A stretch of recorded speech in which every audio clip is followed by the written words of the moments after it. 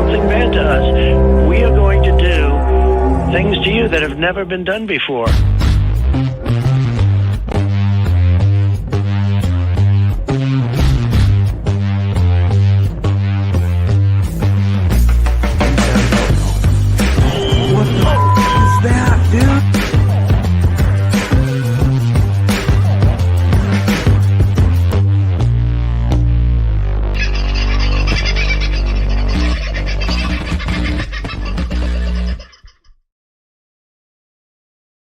Hello, beautiful people. How are you tonight? Doing all right? Sorry I'm a bit late, but better late than never, as they say. Well, in some cases, I guess that's true.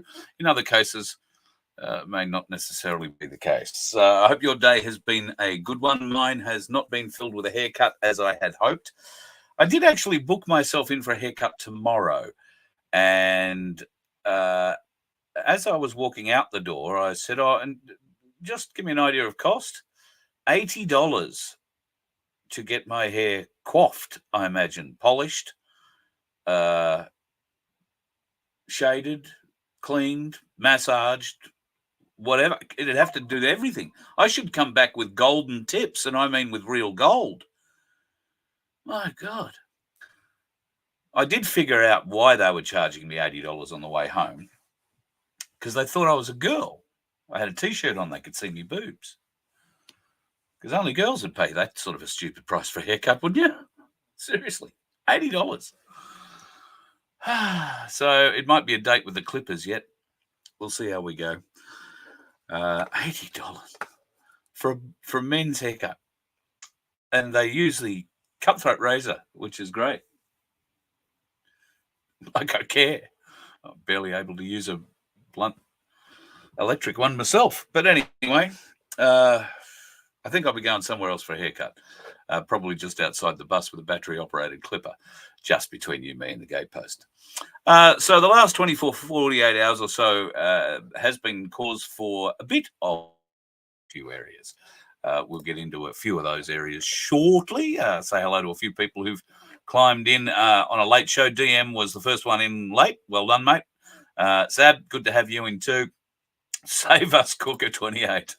I don't think it's my job to save anybody. Hopefully, I might be able to give you a few ideas on how to save yourself, but that's about all I'm good for, I'm afeared. J1, good to have you in. Harm's on the road, and nice to see you back with us. Macca and Toxic too. Andrew, Brett, Scotty T. Hope Emerald is still going well for you, mate. The gorgeous Sunflower.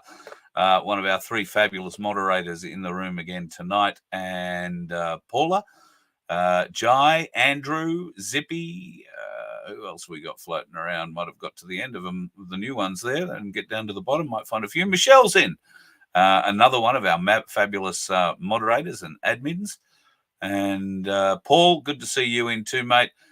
Lyndon. Sounds like I'm a dentist's hairdresser. Yeah, mate, you could be right. $80 for a bloody bloke's haircut. I mean, I nearly died. I think they saw the look on my face and probably just crossed me off the list for whatever time it was tomorrow. I said I'd come in and get a haircut because I must have gone white. Chris, am I still on the green juice? Not as regularly as I should be, according to a certain Polish personal trainer.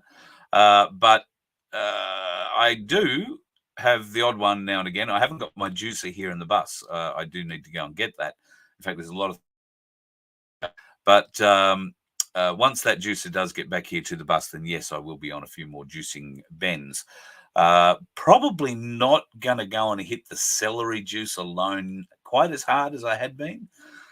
There's a reason for that, that if you overdo it a bit, you get trapped. You feel like your head caving in. But aside from that, it does have very, very beneficial properties, particularly green drinks of all kinds. So I didn't mind the celery, apple, carrot, and I threw something else in there a bit occasionally too. I did a pineapple thing that had some fruit in it and whatnot. That was pretty good. So, yeah, I quite like the juice thing. But I was reading the other day that if you want to remove the toxins in your body, particularly these nanotoxins, let's call them, that have been introduced. And by that, I'm talking about the graphene oxide that has been essentially put into our entire food chain. We cannot escape it. There will be some in us, differing levels. And of course, depending on what ails you, those different levels of toxicity will have an effect on you. Some people who seem to be outwardly terribly healthy have been affected very badly by the toxicity of their own blood since all things spraying have stepped up. Speaking of spraying, I wasn't actually going to get into this just yet, but I will share this up for you. The East Coast is in the firing line for torrential rain, powerful bursts of wind this weekend, and a whole heap more, well, pain. Possible flooding? I don't know. I didn't read the article that deeply, but I do suspect that they are suggesting, if I scroll down a little further here, torrential rain, powerful gusts expected to lash the East Coast over the weekend. New South Wales, expect that on Sunday afternoon. That would make sense with a few little things. This is a bit of an idea of the weather systems as they currently sit. But here is a look at what's happening in Australia. I want you to take particular attention to the northeast or top northern corner of Victoria and that line that separates northern Victoria and South Australia, because in that particular area is a little place called Pinnaroo. And Pete from Pinnaroo, a regular from here, sent me a couple of photos today. Now, he he sent me a text to say, hey, listen, they've been crisscrossing the skies here today. It looks like a checkerboard.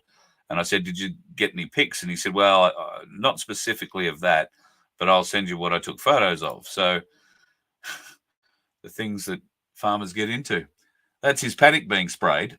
That's an 80-foot boom on an 8-foot tall tractor that I've never seen before. What you can see is evidence of chemtrails floating in the background there, and he assures me that they were a lot more solid, obviously, a few minutes earlier than that. In another photo, you can actually see a significant and number of changes of direction. These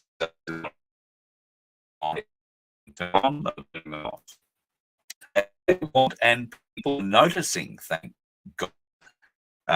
So finally, it looks like some people are starting to come around to the fact that they are spraying something. And after last night's show, I've had a fair bit of reaction to the little piece I played from the doctor, who is now telling other medical professionals that they are seeing an increase in chemtrail lung, they're calling it. Who knew? Chemtrails were only discovered 2 weeks ago. Watch wanted to debate them with me. Oh, no, must be back before Christmas. And I'm still waiting. She doesn't want to talk about it anymore. Don't know why. So a bit of a reason to celebrate. Of course, if you've been following the news and the pandemic treaty BS coming out of the World Health Organization, the WHO, you would learn that the head of the WHO has killed it off, said that too many nations aren't playing ball. We'll have to have another go another time. But not according to the Australian Minister for Health, Mark Butler, the turd. He wants to try and keep breathing life into this thing. And if you read the very well-worded quote from the Minister for Health, Mark Butler, we, Australia, are also fully committed to concluding the WHO pandemic agreement. Now, this may have been prior to it all falling down to shit in the last few years. We have made considerable progress and shared ambition towards a set of international for pandemic prevention, preparedness, and response. And we have a strong basis on which to finalise important amendments to the international health regulation this week. I urge all member states to redouble their efforts to resolve the remaining challenges and seize this opportunity to agree critical reforms to our global health architecture before we simply cannot afford to fail. Well, fail it did, thank God. But evidence the tone of language that they're using, they're not going to give this up. It'll come back. Have absolutely no doubt it will come back. And like The Voice, it could well be instituted surreptitiously, maybe not at a state level, but certainly at a national level, by these traitorous bastards that somebody elected. Because I know I didn't elect them. 100% know that. But Tedros has declared the pandemic treaty, has faltered at the 77th sitting of their little secret organization that uses a flat earth map and a serpent. I'm not sure why they would have that as a logo. Can anybody explain that in the chat? Why is there a flat earth logo and a serpent wrapped around the WHO logo? I'd be keen to see answering that question. I'm sure there is a good reason for it. Oh, carnivore diet. We're going to talk about the carnivore diet. Where did I see that? Barbara. I'll come back to that. The draft pandemic treaty has faltered, but be very aware. At some point, these bastards are going to start bringing this back to us, whether it is slyly done and incorporated through deceitful, dare I say, treason filled boardrooms like those at APRA. Oh, God, I'm looking forward to the day that they catch up. Jeez, I'm looking forward to that. My connection issues have been pretty bad all day, folks. So I'm not sure how long this show will go tonight. I've been dropping out and dropping back in and dropping back out and dropping back in, and it's been quite strange with Starlink today. It was also pretty strange with the modem that I'm running, the Telstra modem that I'm running as well, in that for about 6 hours it refused to work. That may have had something to do with the large amounts of gunshots that I was hearing. There was a lot of gunfire. I am not terribly far from the Canungra military army base, the Kokoda Barracks, and it's where they do their jungle training, and they do things there, live firing and other sorts of training.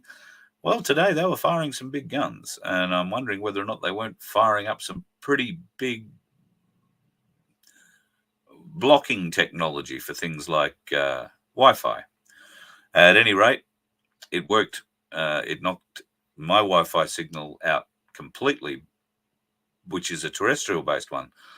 The mobile phone, though, seemed to work fine. So unless we were having another magnetic pulse moment from the sun, then I don't think that I've got too much to worry about other than those blokes firing up again tomorrow morning. Nikki Haley, there is a name you might remember. She was going to be the Republicans' best chance of having a nominee that wasn't Donald Trump. She, I think, pulled out well before she had to, but he knocked everybody else out, and she was clearly cleaned up in the last round of, I don't know, was it Super Tuesday? I think she lasted another day or two after Super Tuesday. At any rate, she has made her allegiances plain and clear. Why is it that these deceitful politicians think themselves so intelligent, and yet they all wind up going to the same place and having their photos taken? Now, they're not necessarily all doing the same thing. In Australia's case, the supporters that were sent to Jerusalem on behalf of Australia were ex-Prime Minister Scott Morrison, amongst other senior political figures. Senior political figures is really all the Israelis want to see, Nikki Haley being one of them. So here she is, signing a bomb that is on its way to Gaza, an artillery shell. And what's she written on it? Finish them. Finish them. America loves Israel. And she signs it.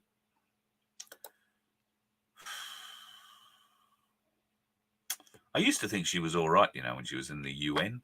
thought she was actually fighting for the UN and fighting the UN on certain things. So it turns out, bought, sold, 100%. And we knew that the moment she resigned her post at the UN as the US ambassador. And that was when Trump got involved with becoming president. And she refused to play ball on that regard. I just think it's quite telling, isn't it? The politicians, the lineup of international politicians flocking to Israel. And yet, Albo Sleazy and his mob of chaos clowns are in a bit of a rock and a hard place because the International Criminal Court has issued arrest warrants for Benjamin Netanyahu and other senior political leaders in Israel, as well as the leaders of Hamas who organized the October 7 attack on Israel. The difference being that, well, the problem with the International Criminal Court is that Israel and America, who are meeting next week, Netanyahu's going to see Biden. Biden remembers who he is. He'll probably see him anyway. It doesn't matter if he remembers who he is or not. Neither of those countries are signatories to the International Criminal Courts. Australia, however, is a signatory to that, which would make life a little bit uncomfortable in some of the conversations that our ambassador might be having around this time when Netanyahu is coming to Washington, D.C. It is also highly possible that the International Criminal Court, who does not have an enforcement arm and would be relying on, I don't know, domestic police, domestic military to act on their arrest orders. They can't actually press any officials into service. They're just a court. They don't have powers over other nations' constabulary or judiciary, as far as I'm aware, unless you are signed up to an agreement. Now, should that be the case, and as it is with Australia, and an Israeli prime minister was to come here to say thank you for the support that, you've thrown behind us, it's wonderful, we should be arresting him on behalf of the International Criminal Court. Any country that Netanyahu goes to or a signatory to the ICC is the host country, is obligated to arrest him and put him in front of the ICC in The Hague. It's not just incumbent, though, upon police or military to do that. There are paramilitary groups. There are think tanks with very well-equipped, very able gentlemen and women who work for a substantial fee, who will go and snatch people as required. Now, should there be a way for these people to get paid for their services, we might find that Netanyahu and others are brought before the ICC in person. It has happened before, but by God, it's taken a long time to get anything done. And there have been trials and sentences out of that court, but not for a very long time. It's had its teeth removed. Can it regain its teeth? I guess we'll have to find out.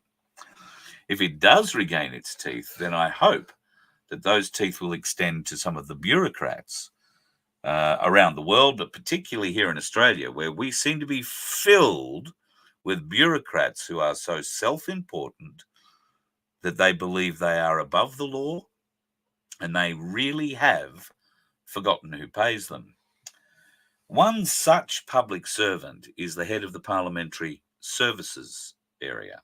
That means he heads up everything to do with the Parliament, and it is a significant job.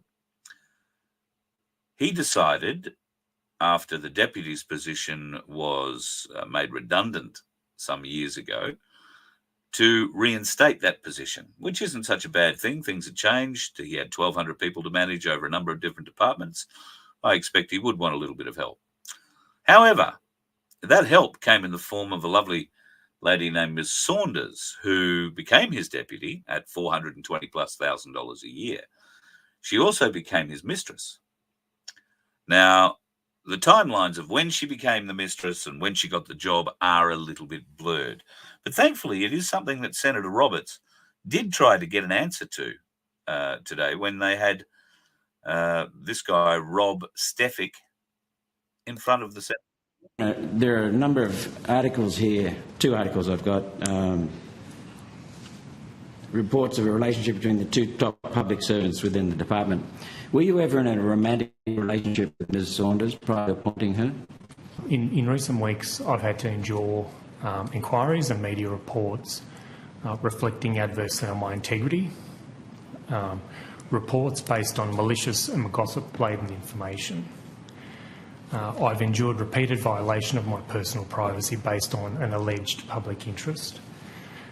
I'll readily address questions about my integrity, as is relevant to public confidence in my role as a parliamentary service leader. However, respectfully, I'm not prepared to subject further my family members to further personal privacy intrusions. Well, between your salary and Ms. Saunders' salary, it's almost $1 million a year. I think the public has a right to know about what's happening in that relationship. $1 million is not a little amount of money. I would contend, Senator, it's somewhat short of $1 million. And 870,000 close to. I can assure you, Senator, as I have unsuccessfully tried to communicate to members of the media that I have taken all reasonable steps to manage and declare any conflicts of interest as has been appropriate. I believe integrity and the principles of integrity followed DPS are critical of public confidence. I agree. I understand more than most that the intense scrutiny by parliamentarians and the media that my department experiences and the necessity for accountability and integrity. And to my mind, the perceptions of conflict are just as important as actual conflict. So I want to give you assurance, Senator, that I have acted appropriately at all times. Mr Stefanik, with respect, you haven't actually answered the question. Were you in a romantic relationship with Ms Saunders while you were her boss? And he goes on to bullshit, bullshit, bullshit, and bullshit a little bit more, and bullshit a bit more. You still haven't answered the question.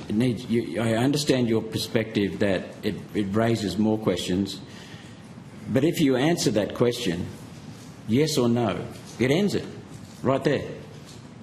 So what's the answer? If you are being inconvenienced, hurt by continuing questioning, just put an end to it. Taxpayers have a right to know what's going on in the Department of Parliamentary Services. 1, 2, 3, 4, 5, 7, 8, 9, 10, 12, 13.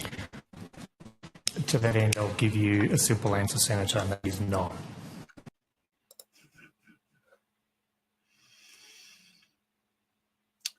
"13 seconds to say, let's say closer to 15, to give the senator a reply. But he wasted about 7 or 8 minutes refusing or giving excuses as to why he shouldn't need to talk about his private life. Well, the fact is that his private life seems to have impacted his professional life in a fairly significant way.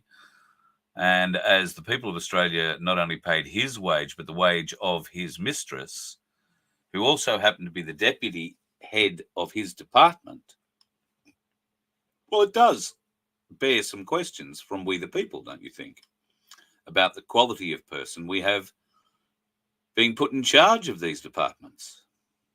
Now, you know, I guess things happen. Men's dicks fall into other women all the time. And the other way around. However, it is when you are a public servant making $450,000+ a year, well, let's call it $420,000+, twice because he was getting that, and so was she. You got to assume he was making more than the deputy. The other nice thing about it is not too long after all this blew up, this Miss Saunders, the deputy head of the Department of Parliamentary Services, was offered a retirement package of $315,000. That retirement package was offered even though she is not of retirement age. Of course, she took that retirement package. Don't know what else she's still taking from this bloke or anybody else, but she's no longer playing a role in that department. But you can be assured that these bureaucratic scum will be looking after their own. It's what they do. They shift one scurrying little beetle across from one department to another all the time. It's the best way to compartmentalize the bullshit, the corruption, the lies. And if you've got someone who might make a few waves, we'll get them out of the department, give them something else to go and look at. Or better still, get them out of it completely with a $315,000 retirement package.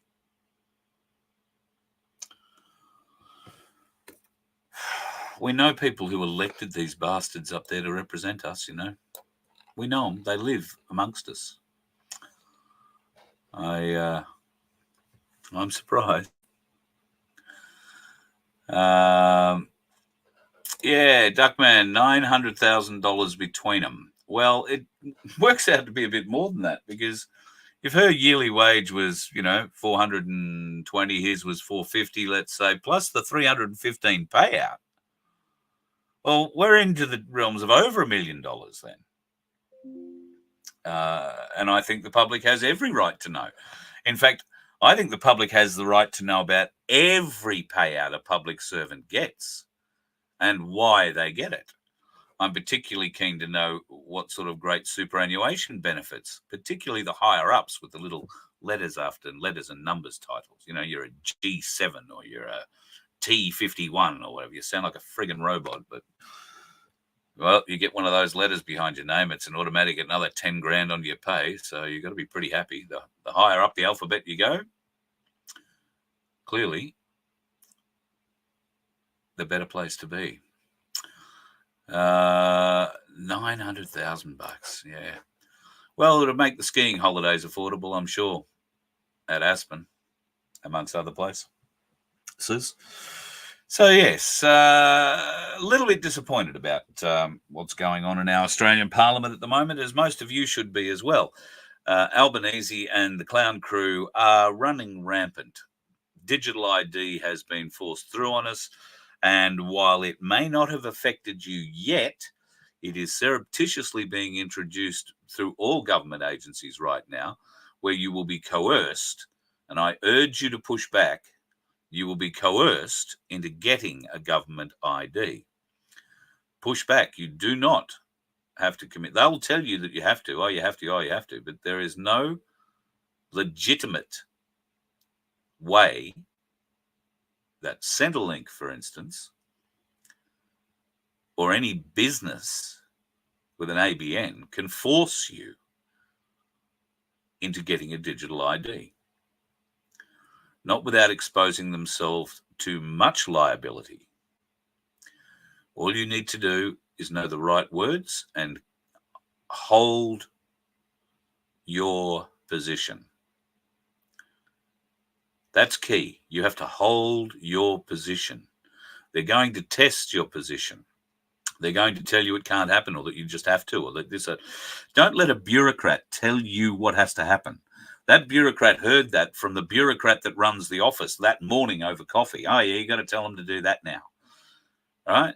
And that bureaucrat heard it from another bureaucrat who wrote an email about it or a memo about it because that's what was deemed appropriate, not because there was a law for them to follow.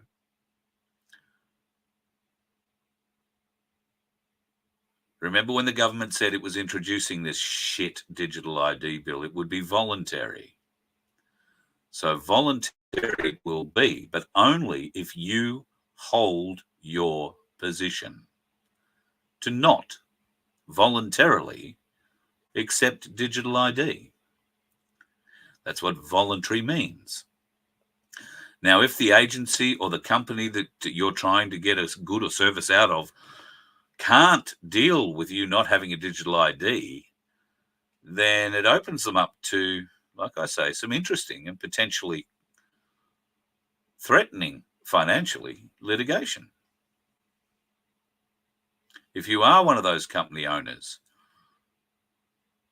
who is seeing this happen now behind the scenes, you're getting bureaucrat memos telling you that you've got to start having to be this provider or that service provider or whatever, then politely refuse and explain that as the government introduced this digital ID as a voluntary thing, there is no lawful way for them to demand any digital ID from you.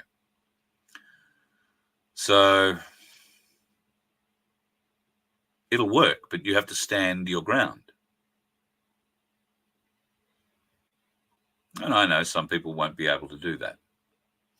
But some people, I hope, will be empowered by watching me and others who will teach you how to do that, who will show you how to do that. And yes, it will be nervous. It'll be a bit nerve-wracking the first time you do it. But the second, the third, the fourth, the fifth, it won't be. It will be empowering to you and to others around you who also don't want to submit to this digital ID, but don't understand the word voluntary or how to explain their position correctly. We have the opportunity to lead the way here, folks. So get out there, make this digital ID a non-issue. It is a voluntary thing. Don't volunteer for it, and do not be coerced by any business or any government agency into believing you have to do it. What they have to do is find a way around the digital ID because it is voluntary. And trust me, they have a way around it. It's a push of a button. I do like what you're saying there, personal accountant. They can run, but they can't hide.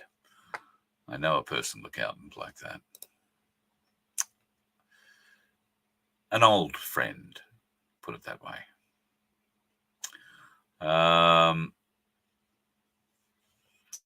Just having a bit of a look through your questions, folks, to see what's going on.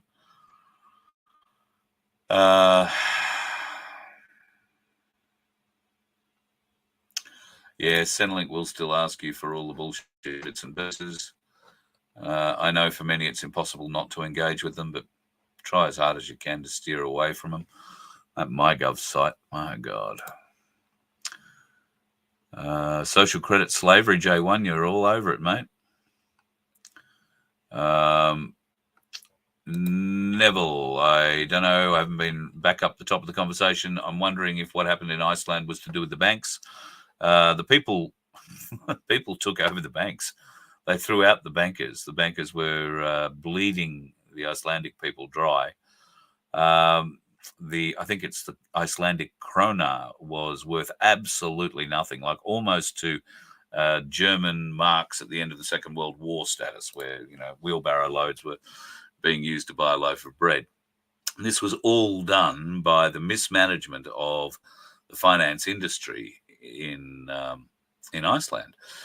So the people threw the government out, and they threw out the financiers. They threw out the banks. They threw out the central bank.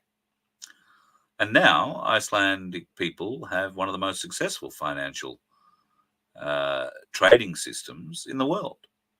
It's a magnificent system from what I understand. And it's transparent. And usury does not play a role in it. What is usury? You can always go and check out our Magna Carta lessons. Go to vofhq.com, click on the Magna Carta tab. You will see 31 lessons there. Usury comes up in many, many of them, but it is defined very, very clearly in one of those. And usury is actually defined in our Constitution, the Red Book, not the lies of the green one, but defined in our Constitution as illegal. It's also defined in the American Constitution as illegal. Just like political parties are also defined as illegal, unlawful, and yet we are controlled every day by them, and every 3 to 4 years we get to pretend to think we're voting people back into it.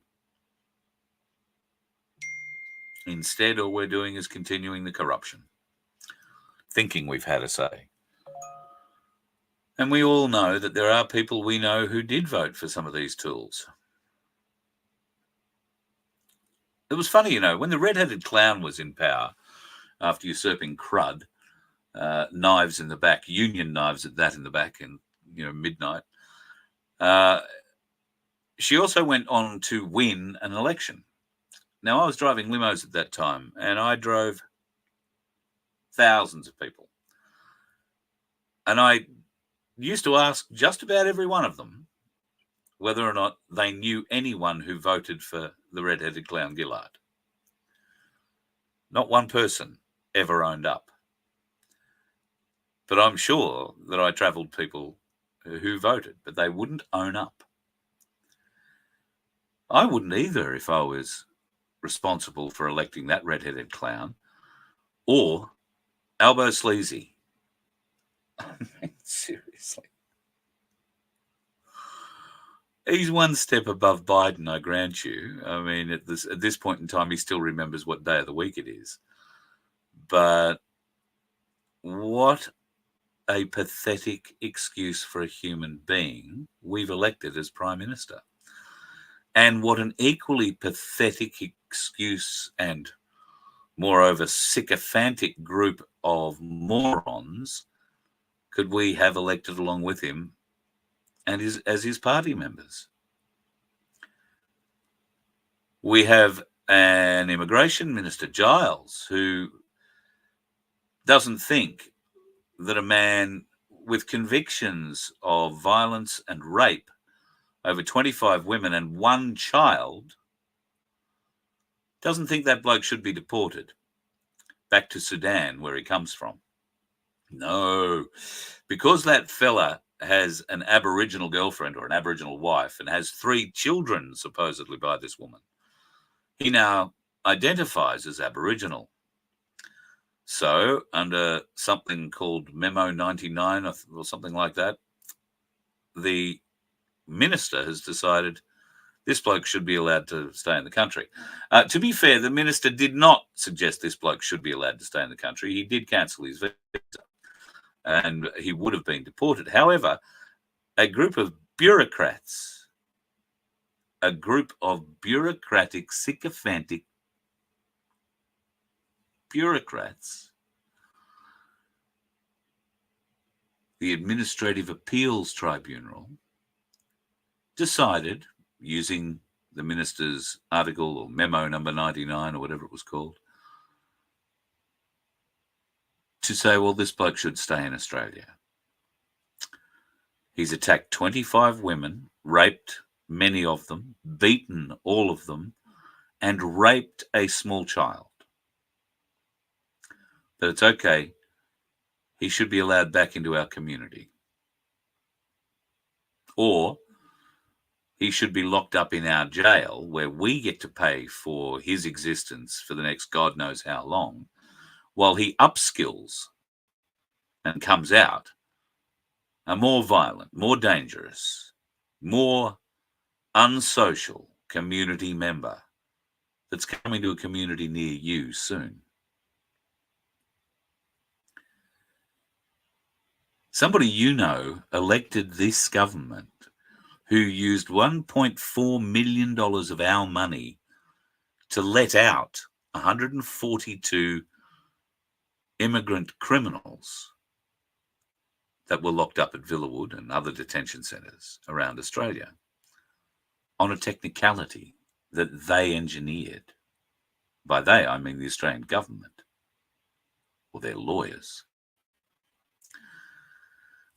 And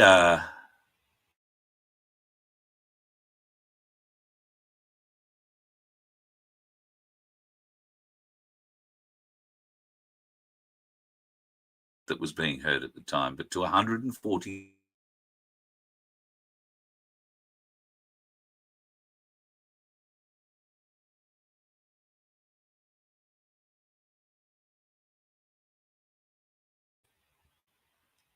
And there is a large number of those people that they let out that have been charged again with further charges: rape, domestic violence, all the good ones, robbery with intent, armed in something or other. Anyway, carrying machetes, carrying knives, all the tools they're good at. Someone you know elected these people. Are they embarrassed about it? Are you asking them? Do they think it's all right? Do they think these people they elected are doing a good job? You don't have to ask that question in a nasty way or in a highbrow way. A genuine, caring way will work best. Some of these people are going to say, yeah, they're doing a great job. That'll be the brainwashing or simply their intellect coming out, sadly. One you might be able to deal with. The other one you've got no hope of beating. I'll let you figure that one out. Okay, folks. I'm going to shoot off. I want to tell you about a couple of interesting things that are happening online. The fbn.media or fbnmedia.online website isn't live yet, but we are starting to populate it with some stuff. There will be more work going up on that over the next few days. And I'd like to thank the people that are involved. I'll thank them properly when we get it all up and running, but they're doing a great job so far. So more details on the radio station to come as well. If you are interested in some sales work, we might be able to help you out. It'll be commission-based initially, but if you are interested, it'll be good commission, trust me. Won't have you working for nothing, but be very interested to hear from you. If you have a bit of a sales background or a media background, then let me know. We might be able to do a deal, as they say. I don't do a very good Jewish accent. In fact, I don't do a very good Jewish anything. With a name like Liebold, that's probably not surprising. I hope you're having a good night, folks. Don't go and do anything weird out there. And particularly if you are on the road, stay away from those dickheads. I'll see you again tomorrow night. You let one ant stand up to us, then they all might stand up. Those puny little ants outnumber us 100 to 1. And if they ever figure that out, there goes our way of life. It's not about food. It's about keeping those ants in line. That's why we're going back. Does anybody else want to stay? Let's rock!